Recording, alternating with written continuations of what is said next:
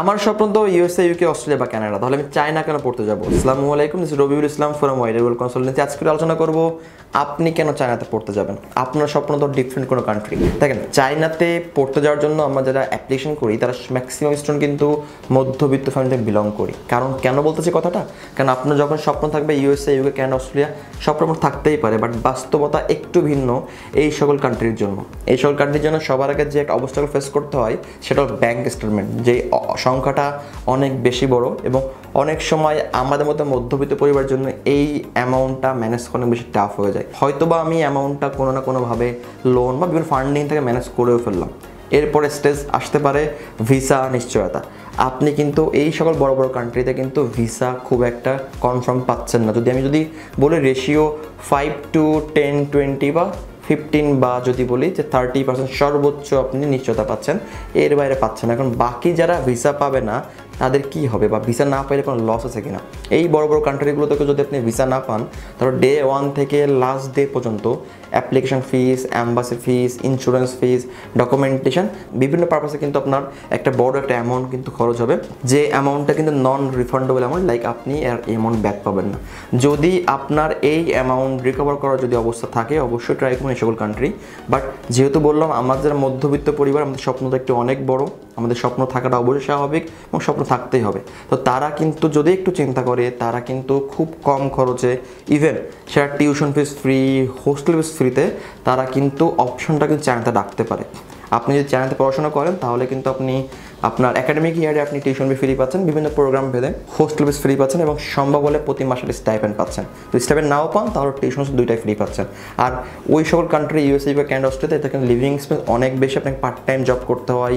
Plus অনেক সময় দেখা গেছে কি পার্ট টাইম জব করার পরেও আপনি আপনার একাডেমিক ইয়ারের টিউশন ফিটা ম্যানেজ করতে পারছেন না, হয়তো ভালোভাবে নিজের খরচটা মেনটেন করতে পারছেন না। বাট চায়নাতে একটু ব্যতিক্রম। চায়নাতে প্রতি মাসে 6 থেকে 8,000 টাকা হলে সিটি বা প্রভিন্স ভেদে খুব সুন্দরভাবে একটা স্টুডেন্ট চলতে পারে চায়নাতে। আমি যদি বলি আরএমবিতে যদি বলি 400 থেকে 500 আরএমবি ম্যাক্স এক মাস সার্ভাইভ করার জন্য চায়নাতে একজন স্টুডেন্টের জন্য, সেটা তার ফুডিং, তার ফোন রিচার্জ, ইলেকট্রিসিটি রিচার্জ বা যে খরচগুলো নর্মালি একটা ব্যাচেলার ছেলে বা মেয়ে হতে পারে সকলগুলি সহ। এখন আপনাকে চিন্তা করতে হবে যে আপনি কোন দিয়ে আগাতে যাচ্ছেন। যে এক কান্ট্রি আপনাকে দিচ্ছে কনফার্ম ভিসা, প্লাস ভিসার আগে কোনো টাকা পয়সা কোনো খরচ হচ্ছে না, ভিসা হলে খরচ হচ্ছে, এয়ার টিকিট, প্লাস ভার্সিটিতে কোনো কস্টিং নাই। আর অন্য কিছু কান্ট্রি দিচ্ছে বড় বড় কান্ট্রি, যেগুলোতে আপনার ভিসার আগে অনেক বড় একটা টাকা খরচ হচ্ছে, প্লাস ভিসার কোনো নিশ্চয়তা নাই। সাথে যারা একটু চিন্তা ভাবনা করে আগায় তারা কিন্তু এটাও মাথায় রাখতে পারে, চায়নাকে তারা কিন্তু রুট হিসাবে ইউজ করতে পারে, লাইক ব্রিজ হিসাবে ইউজ করতে পারে। সেটা 3 বছর বা 4 বছর তার একাডেমিক ইয়ারটা সে চায়নাতে পড়বে এবং চায়না থেকে পড়ার পরে কিন্তু সে কিন্তু চাইলে খুব সহজে ওই তার গন্তব্যের কান্ট্রি বা তার পছন্দের কান্ট্রিগুলো বা তার স্বপ্নের কান্ট্রিগুলোতে সে কিন্তু মুভ অন করতে পারে, লাইক ইউএসএ বা কানাডা। কারণ চায়নাতে যদি আপনি ভিসা অ্যাপ্লাই করেন তাহলে হয়তো বাংলাদেশের মতো আপনাকে এত টাইম পিরিয়ড আপনাকে অপেক্ষা করতে হবে না, প্লাস অ্যাম্বাসির ডেটটা খুব তাড়াতাড়ি পাবেন এবং ভিসার রেশিও ভালো থাকে। যখন আপনি বাংলাদেশ থেকে অ্যাপ্লাই করেন এজ এ বাংলাদেশ হিসাবে, তখন কিন্তু সবসময় ওরা কনফিউজ থাকে যে বড় বড় কান্ট্রিগুলো, যে আপনি হয়তো আবার ব্যাক করবেন না, আপনি হয়তো যাচ্ছেন ওই সকল কান্ট্রিতে আর্নিং করার জন্য, পড়াশোনা করার জন্য না। দ্যাট মিনস আপনি পড়াশোনাতে সিরিয়াস না। যখন আপনি থার্ড কোনো কান্ট্রি থেকে অ্যাপ্লাই করেন ভিসা, থার্ড কোনো কান্ট্রি যখন সার্টিফিকেট থাকবে আপনার কাছে, তখন কিন্তু খুব ক্লিয়ারলি এটা বোঝা যাবে যে আপনি পড়াশোনা সিরিয়াস, আপনি কান্ট্রি চেঞ্জ করেন for education, not for settlement. That means আপনার ইমপ্রেশনটা কিন্তু অনেক ভালো কিন্তু হচ্ছে, প্লাস ভ্যালু ক্রিয়েট করছে কিন্তু এখানে। এবং চায়না থেকে পড়াশোনা করার পরে আপনি অ্যাপ্লাই যদি করেন বাইরের কান্ট্রিতে, আপনার অনেক সময় সেটা আইএলটিএসও দরকার পড়বে না। কেন? অলরেডি আপনার একাডেমিক মিডিয়াম কিন্তু ইংলিশ। দ্যাট মিনস আপনি এমওআই পাচ্ছেন, medium of instruction certificate. Recently এমন অনেক ঘটনা ঘটছে, অনেক স্টুডেন্ট আমাদের কাছে আসতেছে অ্যাপ্লাই করার জন্য। তারা জার্মানি বা আমেরিকা বা বড় বড় কান্ট্রি তাদের ইচ্ছা, তার চায়নাকে তারা রুট হিসেবে ইউজ করতে যাচ্ছে, চায়না যেতে যাচ্ছে এবং যাওয়ার পরে তারা চাচ্ছে ওখান থেকে মুভ অন করবে।